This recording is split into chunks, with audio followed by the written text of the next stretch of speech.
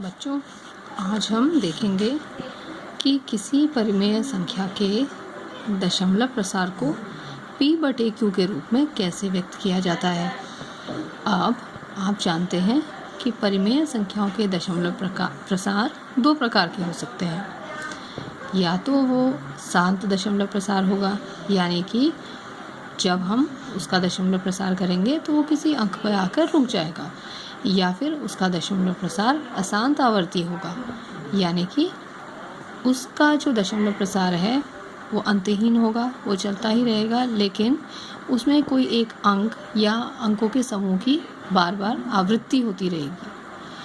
तो अगर हमारे पास एक शांत दशमलव है, जैसे कि मैंने यहाँ पे एक उदाहरण लिया है 0.5, 0.5 जैसा कि आप देख सकते हैं, ये एक शांत दशमलव प्रसार है। इसको अगर मुझे p/q के रूप में बदलना है तो मैं सिंपल 0.5 का दशमलव हटाऊंगी, और दशमलव हटाने से हर में एक के बाद उतने शून्य आ जाएंगे जितने की अंक दशमलव के बाद है। यहाँ दशमलव के बाद सिर्फ एक अंक है, यानी कि 5, तो हर में एक के आगे एक शून्य लग जाएगा। तो मुझे ये संख्या मिल गई 5/10। ये 5/10 अपने सरलतम रूप में नहीं है, इसको मैं 5 से भाग दे दूँगी।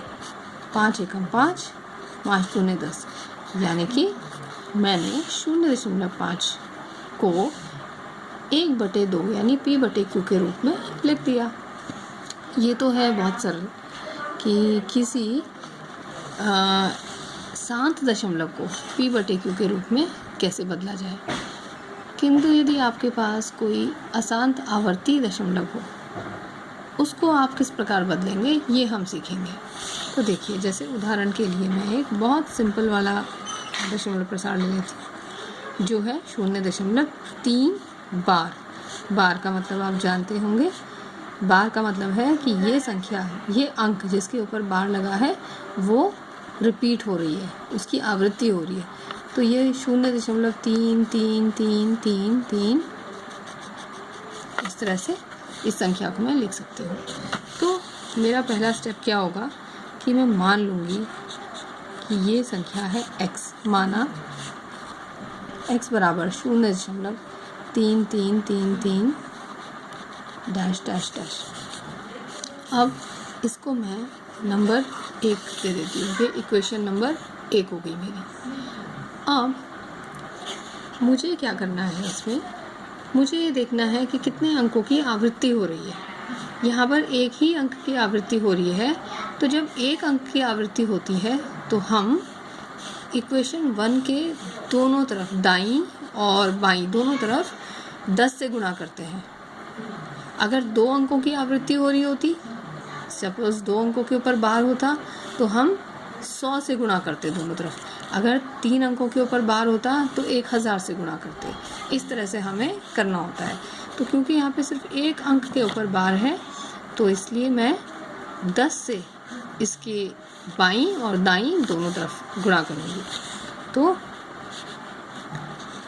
दोनों तरफ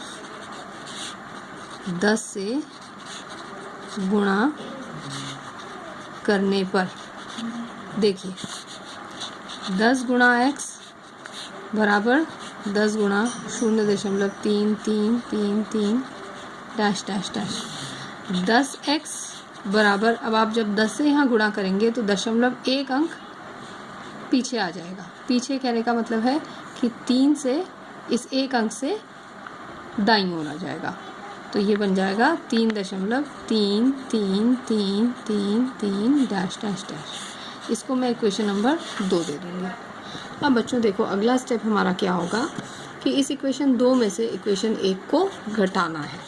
तो हम लिखेंगे 2 में से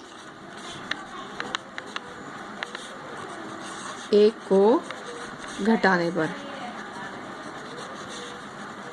देखिए कैसे घटेगा।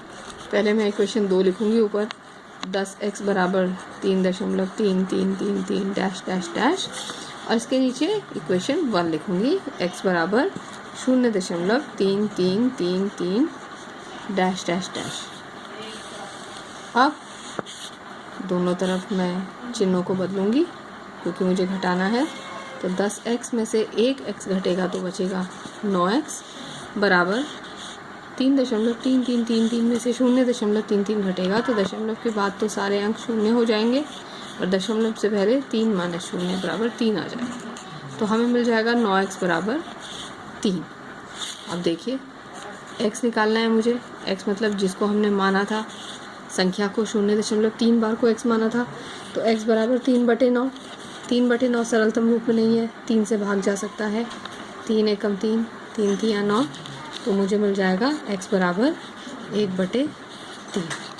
यानी कि मैंने अपनी इस संख्या को x बराबर 0.3 बार को 1/3 में बदल दिया, यानी p/q के रूप में बदल दिया।